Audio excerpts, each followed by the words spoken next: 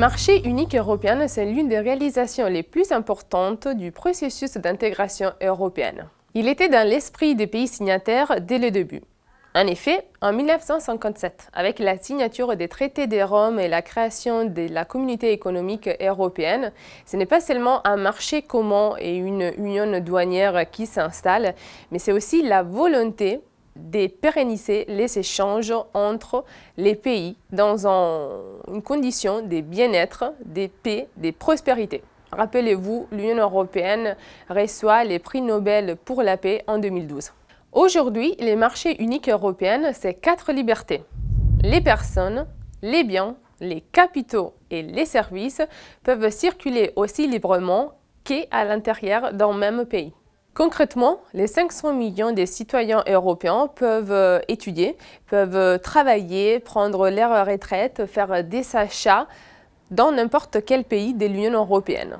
De plus, ils ont accès à tous les biens et les marchandises qui sont issus de la production européenne, en sachant que ces produits répondent à des normes européennes de qualité et de sécurité.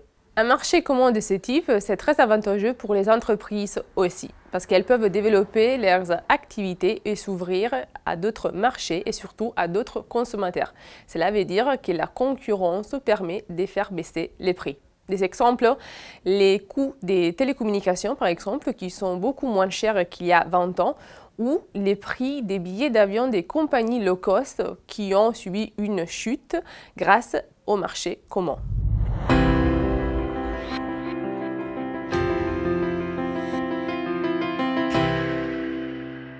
L'Union européenne cherche à garantir que les libertés accrues avec la libre concurrence ne nuisent pas aux principes d'équité, de protection des consommateurs et de développement durable. Cela veut dire que pour assurer son bon fonctionnement, les marchés uniques européens requièrent une politique européenne de concurrence, une harmonisation fiscale entre les pays membres, ce qui n'est pas encore le cas, et un rapprochement des législations nationales, notamment en termes de santé et d'environnement. On dit souvent que les marchés uniques européens est au service des lobbies et non des consommateurs.